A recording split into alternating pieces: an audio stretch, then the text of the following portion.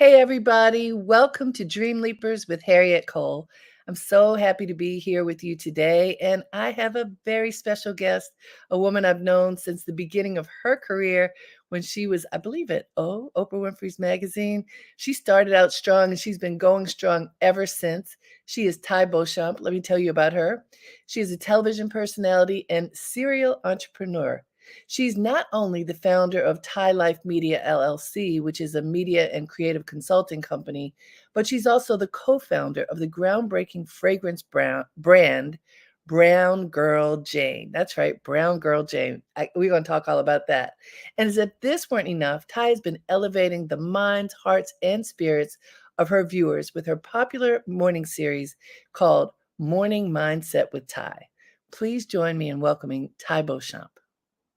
Oh my gosh, Harriette, it's so great We seeing we you. go way back.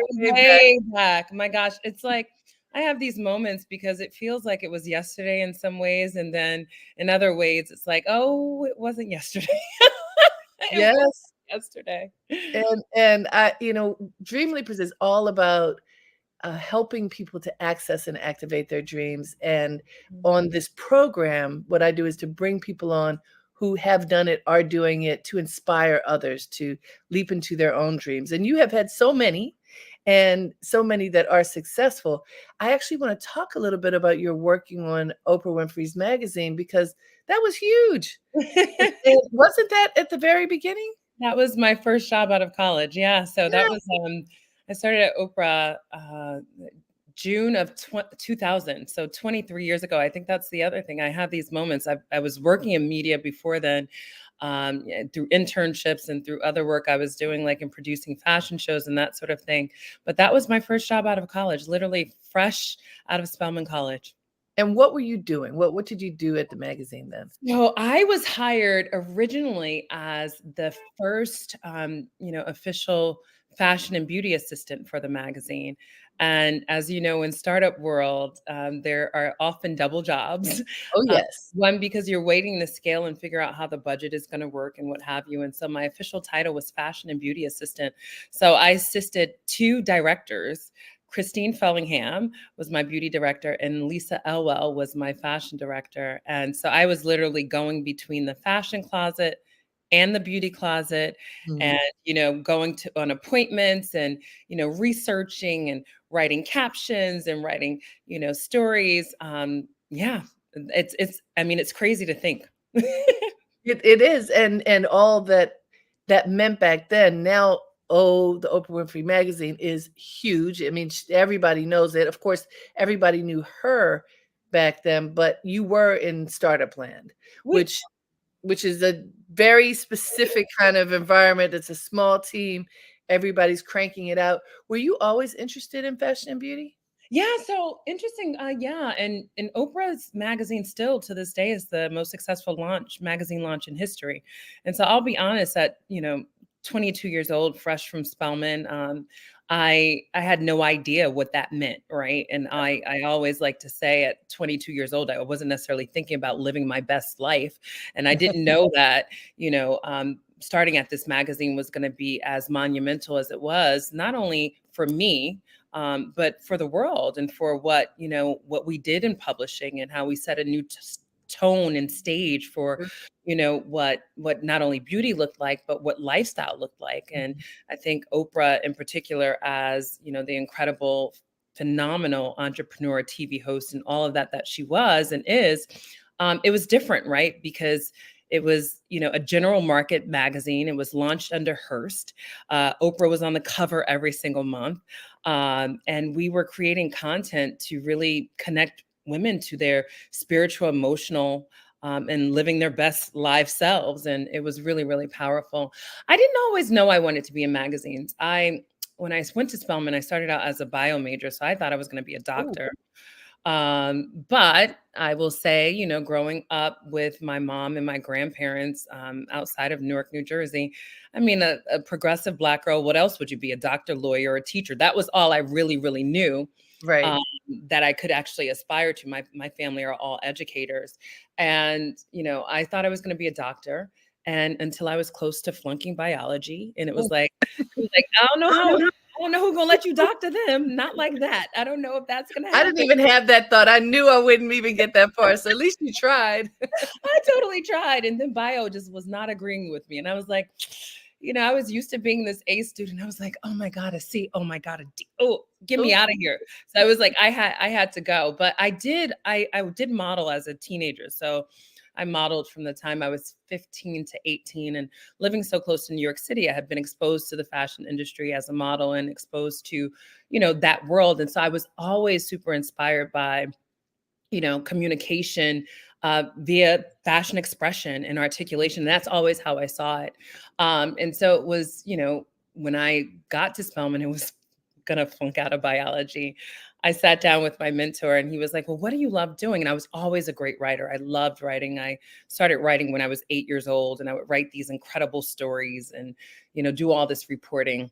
And I was like, well, I love fashion. He's like, well, what about being a fashion writer? And it never dawned on me, even as someone, who had her room plastered with the essences of the world, the Harper's Bazaars of the world. I mean, I was literally that girl because I worked in fashion.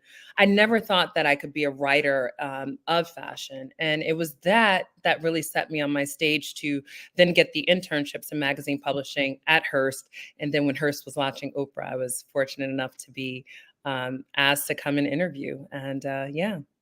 well, you just said something that many people who are successful have told me, and so there's a thread here about someone inspiring you, someone seeing something in you and saying, "Look, what about this? What about this?" It's so important for us to have people in our corner who notice the greatness in us, right? Because you may or may not notice it yourself. So that person was pivotal. Who are some other people who you would point to as really helping to guide you and inspire you along the way? Well, it's still happening. I mean, that's the other thing. It never stops. I think, and when we talk about dream leapers and the idea of being a dream leaper, you never stop leaping toward dreams, and Mhm. hopefully you never stop dreaming. And I think that that's what supports in, our growth and our evolution to do new things and have new opportunities to create a different type of impact or honor our purpose in a different way. My grandmother, Mary, is by far my greatest inspiration, and I actually probably owe a lot of my love of beauty and typically a red lip. I went and got a different lip today, but just because I'm wearing neutrals. But she used to apply her red lip just so, Right. and I was always taken by that. So she would be the person who saw a lot in me Mhm. very early and nurtured it, and also encouraged me to be who I was, which was, an interesting kid because I always spoke up. I was very clear. I was very, and that wasn't always necessarily welcome back in the day. You know what I mean? Sure. I was born in the 70s. So, she was coming off of the season of, be seen and not be heard. But she inspired me and encouraged me to speak my voice and to understand what I felt and express those things. And I think that's probably why I do some of the work I do now. My mentor, Ray Chambers, who was the individual that I spoke to, who was just like, maybe you should be a writer. I've been guided and supported by women and people like Mickey Taylor, who's also a fellow Newarker and, worked in beauty as well, as you know. Iconic. 30 years plus Oh my at Essence Magazine. Yep. oh my goodness, Beth Ann Hardison is someone else. And we have that right now. I think about it, as I think about Brown Girl Jane and what we're building now so enthusiastically with our fragrance line. Linda Levy at the Fragrance Mm, Foundation. She is someone, it's amazing. who sees us. And so there are people, and sometimes they are people who, have had this level of experience that we see as grand, and they might be far reaching. And I've been really blessed and fortunate to be in some of those circles and have access to these individuals. But sometimes it's my business partner, Malika, who is the mother of 3 children and who, unfortunately, recently suffered a loss. And, I see her fortitude, right? Mm, And so, sometimes she just modeling, becomes part of the mirror that helps me to see myself differently.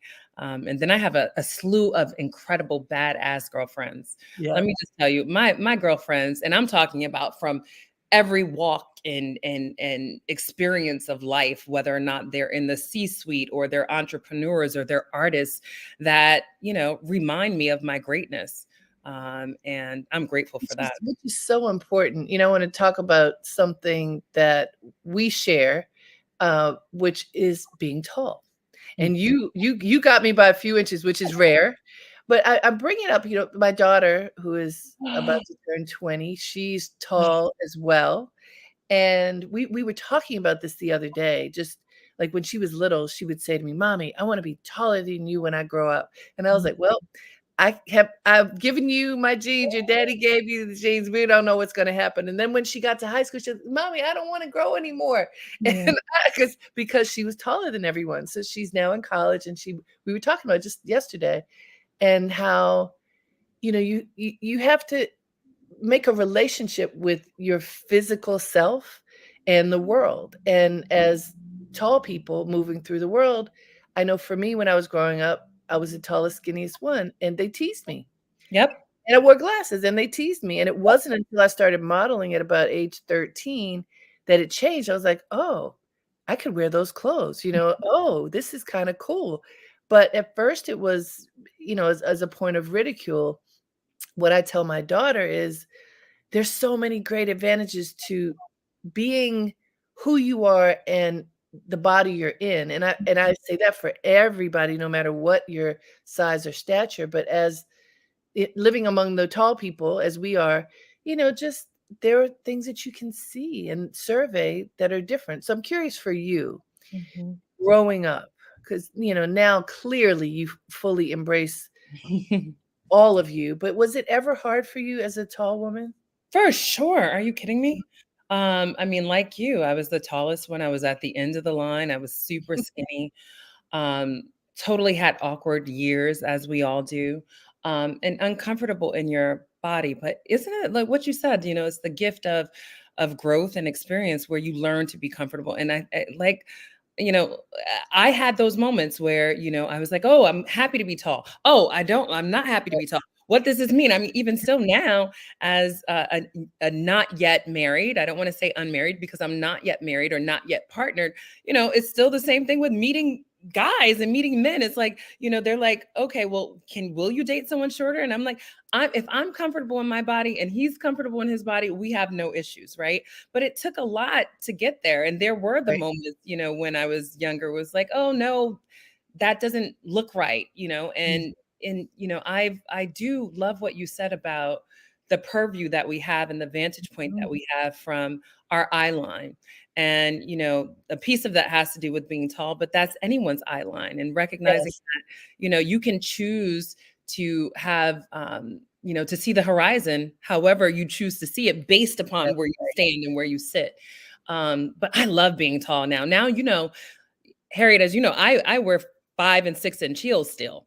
And in your stocking feet, how tall are you? 5'11 3/4, I See? think, around See, about. and I'm 5'9", although sometimes it looks like 5'9.5". So, yeah, when I see Ty walking in the room, I'm like, "All right, go ahead, girl."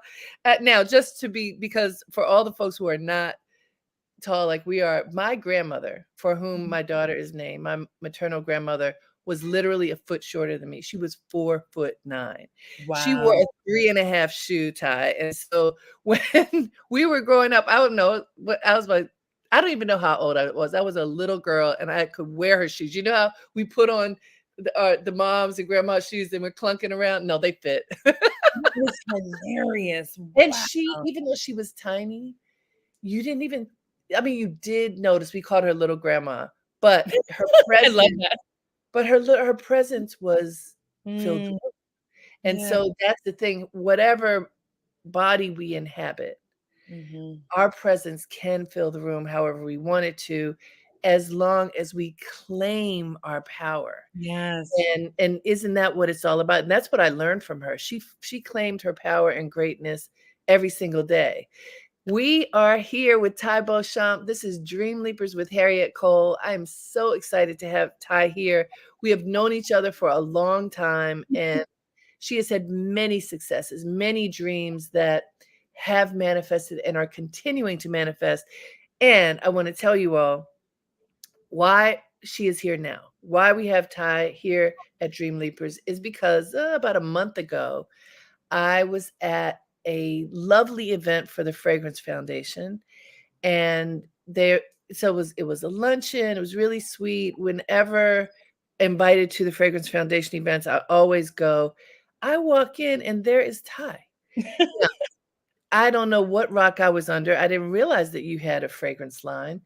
I don't know how that happened, but anyway, It's okay. It's yeah, but okay. this beautiful line, Brown Girl Jane, you and your business partner had a table where you're sampling the products and got a chance to talk to us about them. Please tell us, what is Brown Girl Jane? How did you come up with this idea? And then I want to talk about the idea of having a business partner and what that's like. Oh my gosh. Yeah. Well, Brown Girl Jane, we started about 3.5 years ago.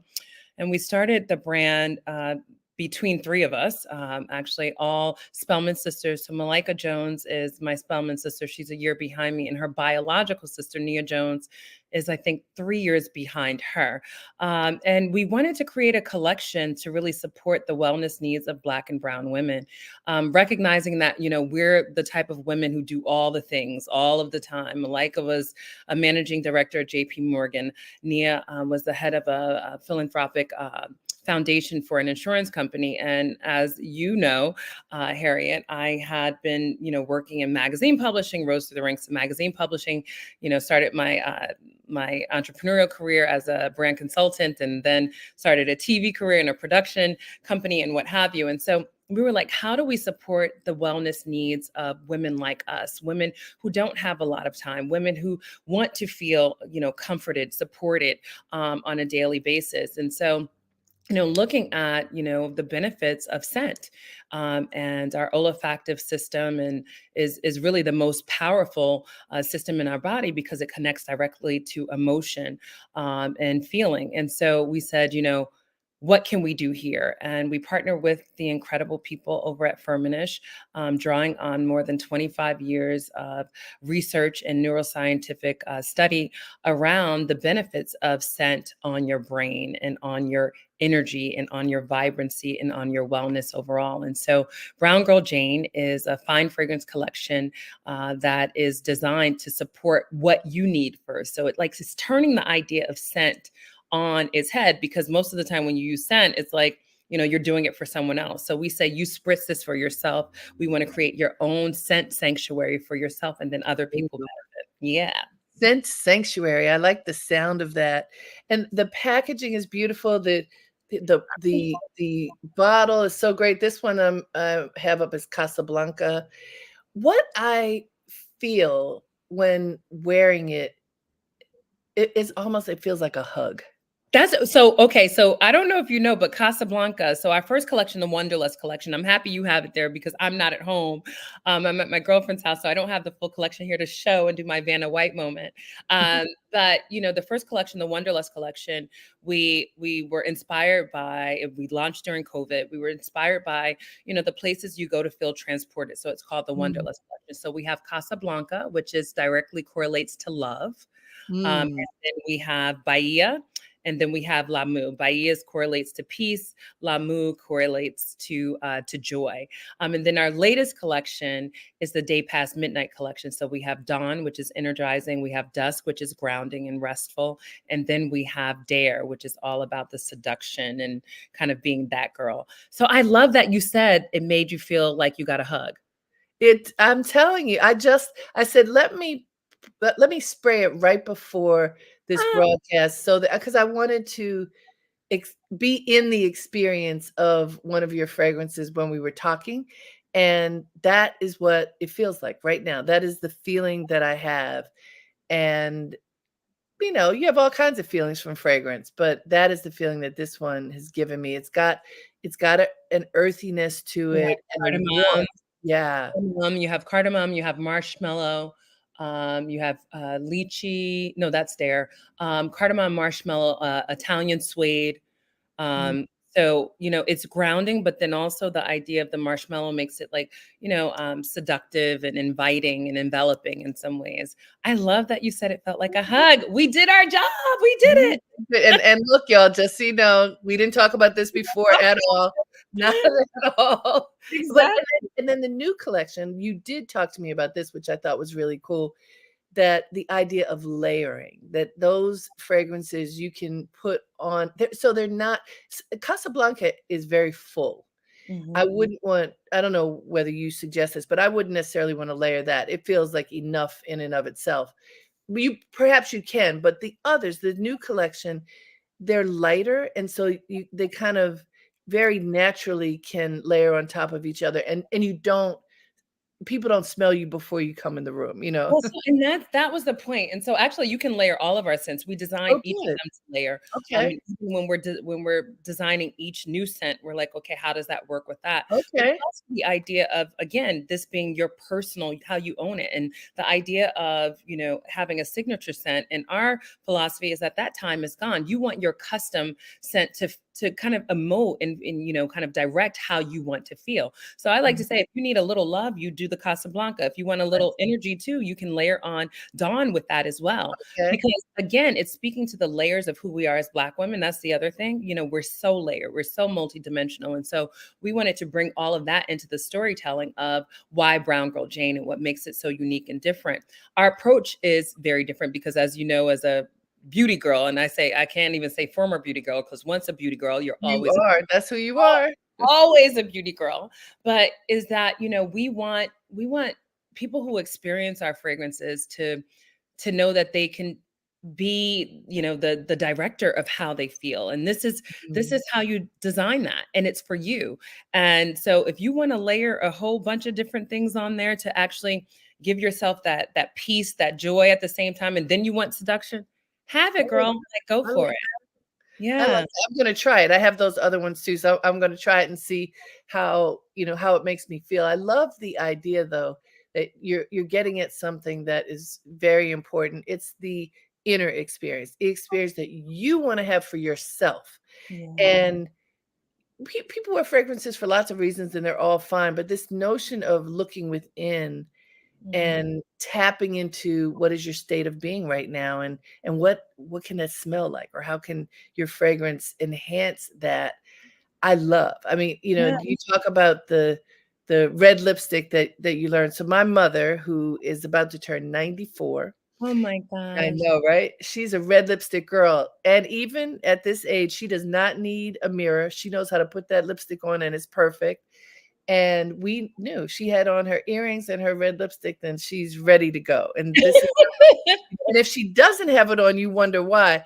COVID made that difficult. She's like, I can't really put it on under my mask, but Right, 'cause it totally would be I experience that constantly. I had red lipstick on my nose. inside. So, yeah, absolutely. Absolutely, absolutely. But for her, it was and is a sign of just the signature of who she is. Mm, The lipstick, the fragrance, the jewelry, yeah. and then she's set. When you were growing up, was fragrance important in your household with your mom and your grandma and Yeah, all of totally. that? Absolutely. It's funny. I have distinct memories of when Poison came out. I had, because my grandmother and mom both loved Poison, Opium. Um, Yes. and I remember the bottles as well because, also very visual. And the idea of scent, it wasn't just about the fragrance. It was like the difference in going to my mother's home and going to my grandmother's home. It was a difference in going into the school building. The idea of what scent memory does is that it triggers not only just nostalgia, but it takes us to a place. And hopefully, what we desire to do with Brown Girl Jane is to take you to a place that actually feels very comforting and soothing and aligned with where you are. So, yeah, scent is always just so important. And it's funny because, now in my home, I'm always, and we have limited edition candles. We will be reintroducing That them was to. gonna be my next question. Come on now. Yeah, so we did launch candles actually. Before we launched the fragrances, we launched candles. And so as we renew and expand the line, we'll have candles that actually correlate to the scents. And when we were at Harlem's Fashion Row, Yes. at the event, we scented the room. And so we are always thinking about how you can leverage scent to feel empowered and feel great about where you are, how you are, who you are in that moment. So candles are definitely coming. Well, that was going to be my question because I live with some candles in my Yes, house, girl. and it's just, fragrance does matter. It matters a lot, and it can set the tone for whatever that moment will be. Let's talk a bit about the business of fragrance because it is a huge business. When you just mentioned, opium, I totally remember it go right back to, that fragrance when I was growing up. What there are so many fragrances on the market. If you go into any major department store and then Sephora and Ulta Beauty and all of those, I mean, fragrances fill Mhm, space. mhm. It is a competitive business. You and your partners decided to enter this business. How did you get your foot in the door and how's it going? Yeah, great question. So, a couple things about the fragrance industry as a whole. Fragrance is definitely having a moment, but the moment that we're having in fragrance is very interesting because if you go into any of the doors that you just mentioned, historically, what you would see would be a lot of licensing of brand names, fashion designers.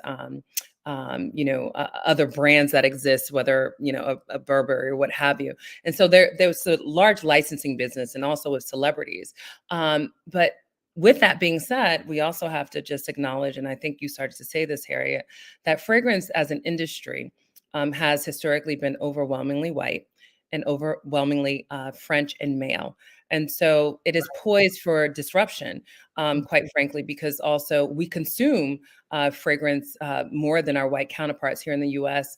85% of Black and Brown people consume fragrance compared to that of 78% in all different facets. And so what that says is that from an industry standpoint, we're buying as we always do in the Right. beauty space, but oftentimes it's not nearly as reflective. And with that, I have to acknowledge the incredible work that the Fragrance Foundation and Linda Levy and Charnay Jackson and their team are doing to actually, which was the event we were at, Sure.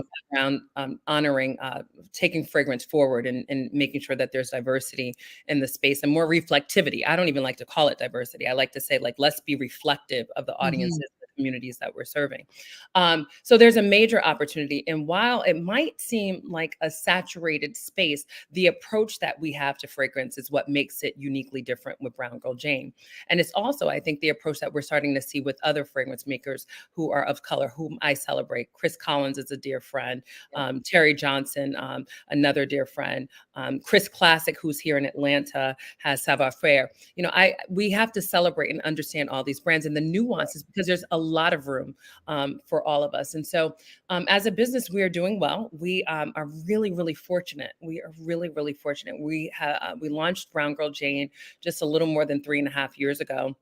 And through incredible partnerships and obviously creating a stellar product and a stellar brand, the community is responding. But we've also been really intentional about how we built community simultaneously. And so, we launched the Black Beauty and Wellness Summit. We have an incredible partnership with Unilever and the team at Shea Moisture, where Brown Girl Jane has granted more than $500,000 in the last 3 years. This fourth year, we just had our applications that came in for our Brown Girl Swamp grant initiative that we do in partnership with Shea Moisture.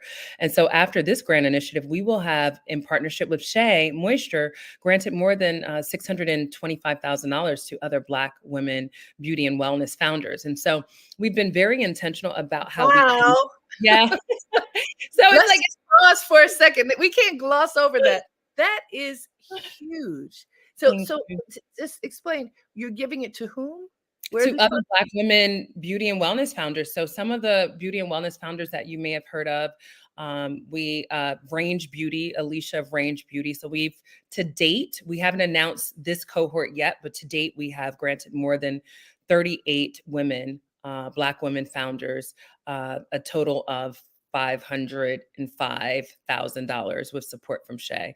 So yeah. Congratulations. That is awesome. Hey guys, this is Dream Leapers with Harriette Cole. We are so excited to spend this hour with Tai Beauchamp, who just said 500, $600,000 given to Black women who work in the beauty industry, who are makers in the beauty industry. That is fantastic, especially for a new business. And you've been doing it from the beginning. That is so good. Congratulations to you for having the vision for that, and also to identify those women. Because one of the things that we know is very often it will be said, well, I couldn't find anybody Black or of color or whatever it is, any woman who does whatever this thing is. So that's why we don't have them.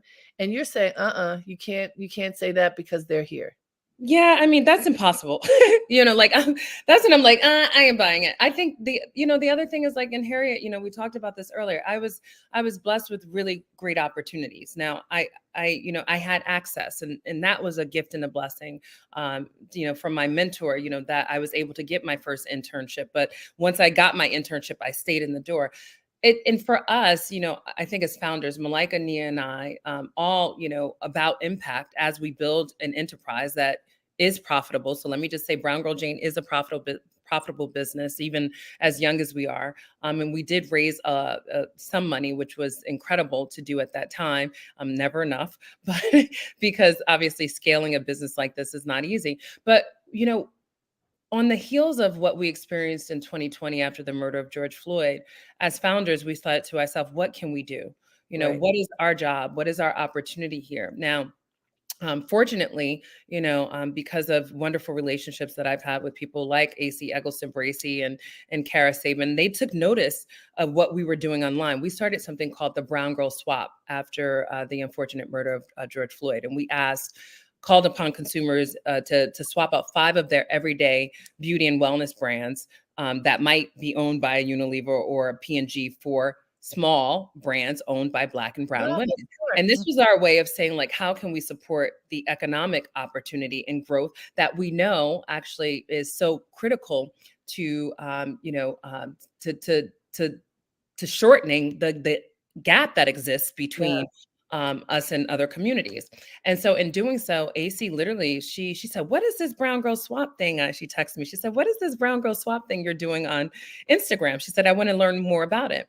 And it was with that, after that, Malika and I put together an incredible proposal and sent it over to her and Kara, and they received it wonderfully. And a piece of it was creating this Black Beauty and Wellness Summit and also funding other Black women entrepreneurs in the beauty and wellness space. And for anyone who doesn't know who AC is, tell them, please. AC Eggleston Bracey, my wonderful big sister, who is the president of Unilever North America. She is incredible.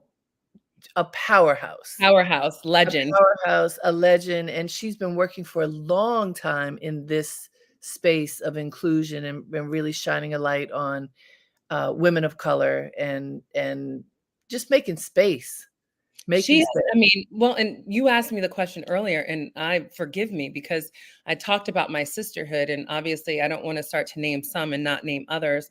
But since we're talking about AC Eggleston Bracey in particular, she is that person for me and has been that person for me for 23 years. I met AC, as a young assistant, and as you know, in the beauty industry, and as an editor, there were this world of social media where there are so many incredible influencers, and it's wonderful to see, but that was not the case. There were, I was one of very few, in this very, very, very, very few. And AC was that woman that I saw. When you asked about Amira, I remember actually seeing her speak, and I had gone down to Hunt Valley. We were working on what became the CoverGirl Queen collection that she was developing. Were you on that trip to Baltimore too? Okay. I was not. Okay. So there were a few of us. I think it were maybe like 5 or 6 of us went down. And I remember seeing AC present, and I was just like, oh my gosh, that was a mirror.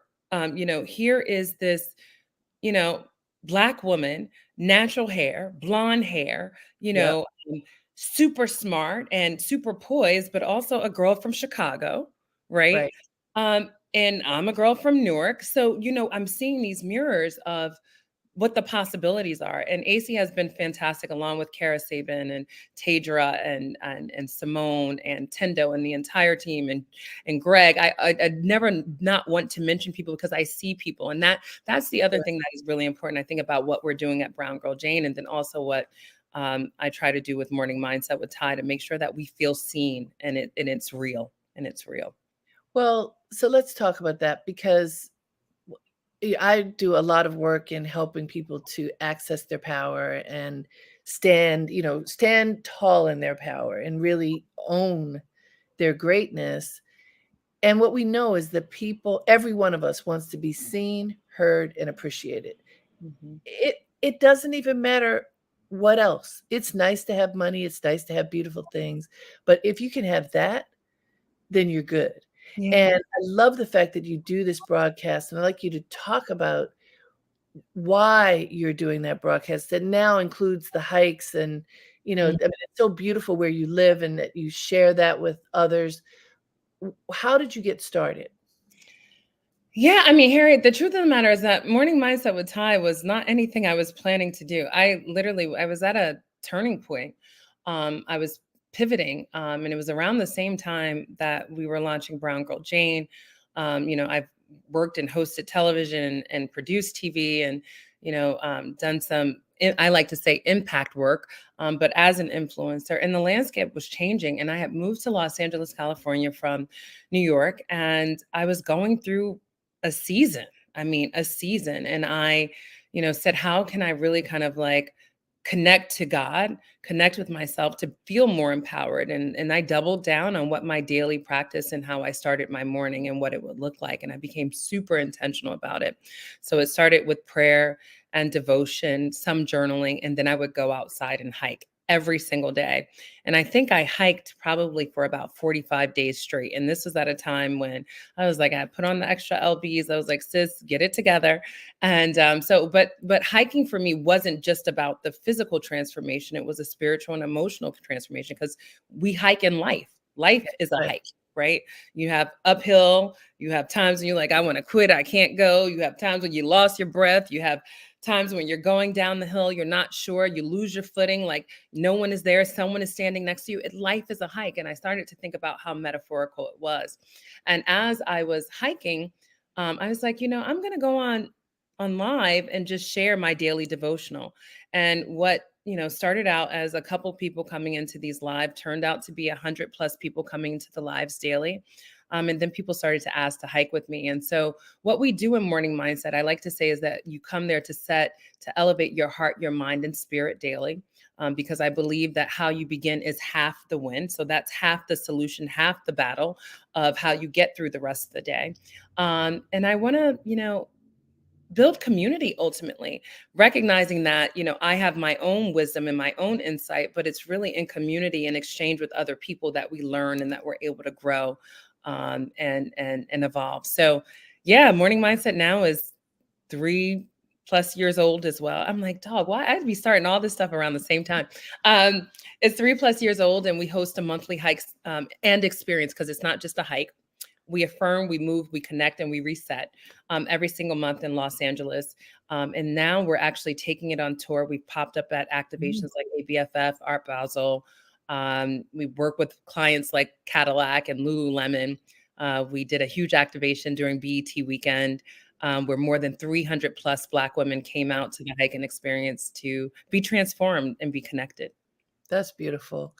I love that, because so many things. You started this right before the pandemic, but then in the pandemic it became that much more important.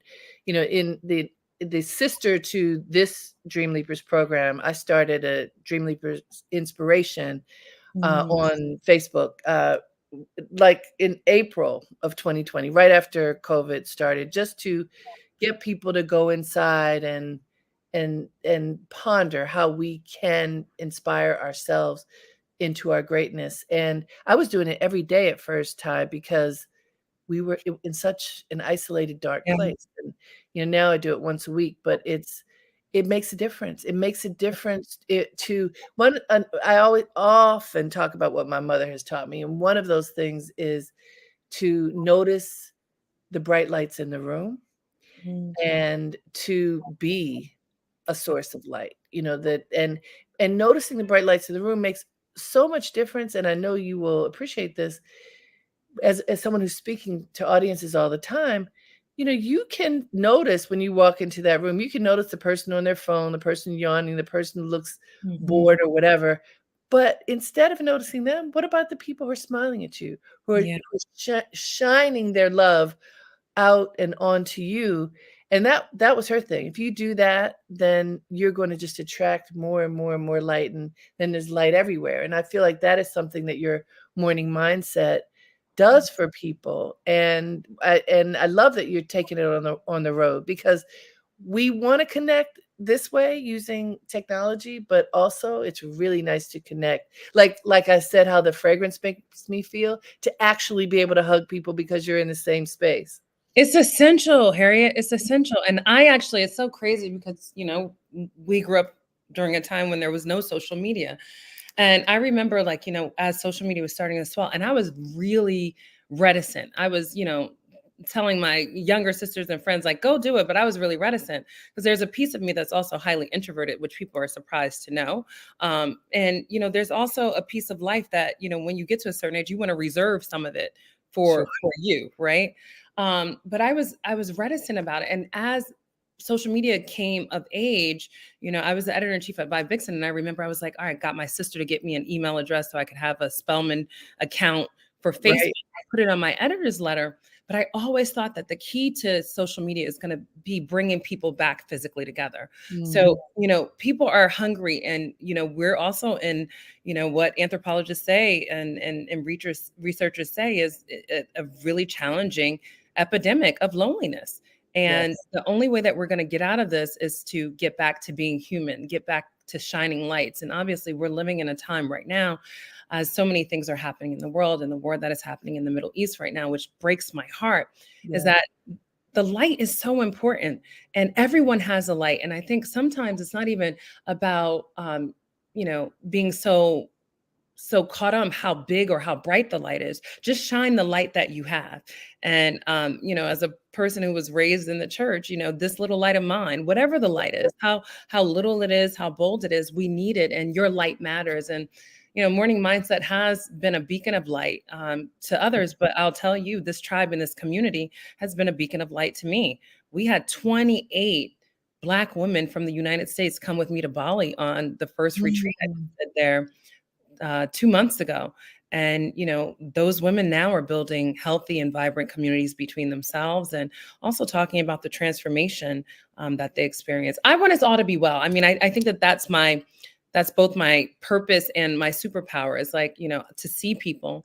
But, my purpose in this earth, and I can do it either through Brown Girl Jane or Morning Mindset or being on TV or talking to the kids or wherever it is to help people see themselves and feel and be their most empowered selves. Yeah, because that's what changed my life. Sure. That's what changed my life. It was my grandmother seeing me. It was my mentor seeing me. It was some of the people that I shared earlier seeing me. Oh, beautiful. This is Dream Leapers with Harriette Cole. We are so honored to be here with Tai Beauchamp. She is dropping knowledge right now and, stirring the soul, stirring the spirit, and shining a light, which is exactly what we want to do and need to do every single day. She is founder of Brown Girl Jane, these delicious fragrances. I'm wearing Casablanca right now. And just it's such an honor to have you here, Ty. You shared something in talking about what's going on in our world. And I remember, I think it is in the book that I wrote called Choosing Truth. I can't remember. It's one of them. But Mhm. back when there was another war going on, and everybody was so upset about what was going on in the Middle East. And I challenged us to look at the little wars that we create in our lives and to stop. What can we do in our own lives to create wellness and peace? Mm, How often, rather than shining a light, are we starting a fire? A mm, different kind of light, right? mhm, And you just think of it when you're mad at someone. You mhm. talked about the love of your girlfriends. I'm sure you've had the experience also where the girlfriends can complain about each other or somebody, and it starts a fire. Mm, And when you start a fire, it is so hard to put the fire out. You're gone, you're gone off to something else. You've forgiven whoever it is that you were mad at, whatever that story might be, but the fire is still blazing. mm, And I think it is incumbent upon us to pay attention to what we choose to utter out of our mouths. yeah, What do we say? Is it really important for me to badmouth someone? Is it really necessary for me to complain? When I pick up the phone, what if I don't complain? What mm, if I call someone, especially if I'm feeling low? If I mhm, call someone whose light I know is bright, and mhm. then just like in church, that person can relight my light, and then we can pass that along. But that takes conscious effort. Yeah, And that's why I particularly like the work that you're doing, because it is a conscious effort toward wellness and wholeness. And Ty, I've seen so many women and men of every age right now suffering, yeah. It's suffering, you know, depression, anxiety, putting on weight and being overtaken by weight, and we have to help each other. yeah. I mean, you've said so much. I think, you know, I'm a believer that either it's helping or it's hurting. Mhm. And so I think that, and no one is perfect. So no one's expecting everyone to have, perfect times all the time. And, your truth is your truth. I can say very transparently, and I changed the word from anxiety to anticipation. But Mm. I've experienced anticipation, and there are times even still with everything that I'm doing. Not to mention the travel, that anticipation happens, right? Right, Anxiety happens. I'm just giving you the code for how I right, try and crystallize it so that way I'm not left with the wound of even the word, the wound right. of the word, and The that's wound of the word, the yeah. wound of the word, and what you just said is it. When you can either speak light or you can speak darkness. You can either speak life or you can speak death. And scripture talks about the tongue and the power of the tongue and the words that we use, and so we have to speak life and light over ourselves and speak light and life over other people. I just don't know. I mean, I don't want to oversimplify it because I realize that there's again so much happening in the world, and people come, to circumstances sometimes with wounds that they didn't necessarily create but inherited, right? We come sometimes to circumstances with trauma that wasn't mine. It could have been the legacy of trauma that my great grandmother had or my grandmother had that I didn't know, but I still Right. show up with it. But what will you do with that? And Mhm. Morning Mindset has just been a wonderful blessing and gift, and I'm so grateful. It's not easy. I'm on 4 days a week, uh, Woohoo. Monday through Thursday, 6:30 a.m. PST because I'm an early riser. Um, and I've remained committed, and we're just getting to the place where we will hopefully begin to monetize it a lot more. Because this was something I was just doing out of my heart Yeah. and my spirit, and feeling called. And then you feel,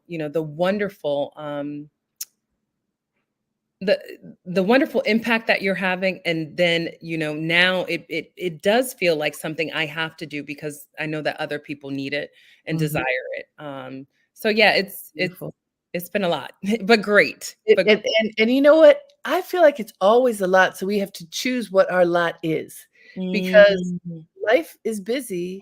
Life is busy even when you're tucked under the covers and hiding out. There's that energy of busyness is there. mhm, We have a chance to make the light brighter and to help other people and to give that hug. And so, Tai Beauchamp, I'm wearing the hug right now, the I'm Casablanca happy you got all hug. the love. You got the Casablanca love. We call it Casa. I Um, got the Casa love, and girl. I love calling it Casa because it also is a reminder of love Oh, is your home. Like yes, that is meant to be our home. Like our home and our body is that's meant to be beautiful. love. Where can people purchase the fragrances? So Brown Girl Jane, you can buy at browngirljane.com. You can buy it at Nordstrom.com. You can buy it at Saks.com. You can buy it at Bloomingdale's. And we'll have a major announcement very, very soon, which I think when I came on, I was like, I have a call. Like, so we're working on Soon come. soon come. There will be an incredible announcement about a launch and a new door in at the top of the year. Wonderful. Well, thank you so much. Congratulations on Oh, all Harriet. that you are doing. This is beautiful. It's wonderful to reconnect with you. It always is a burst of light when we see each other, and I'm glad we could share this with so many others. Thank you, Tai. Harry, I have to just say, I know that we're at time and I have a flight to catch, but I just want to say thank you. It's also really incredible to see evolution, right? Because I think there was a time when we worked in magazine publishing, who would have thought or thunk, right, that the evolution would look like the way that it does. And you have been so instrumental in, storytelling, being a beauty editor, being an editor, and helping other people behind you. And then now to have your platform here and to share it with people like me. So I want to say thank you. It is wonderful to be reconnected. I'm happy you got Yes, Brown Girl Jane, and you'll have to come on to Morning Mindset with Ty. So when this I'd drops, be happy to. I'd be happy to. Thank you, dear. love Take and care. blessings. Yes, yes, yes. And thank all of you for tuning in to Dream Leapers with Harriette Cole. You need to smell this fragrance. You need to wrap yourself up in Brown Girl Jane. So go to the website, browngirljane.com. Until next time, have a great day and make it count.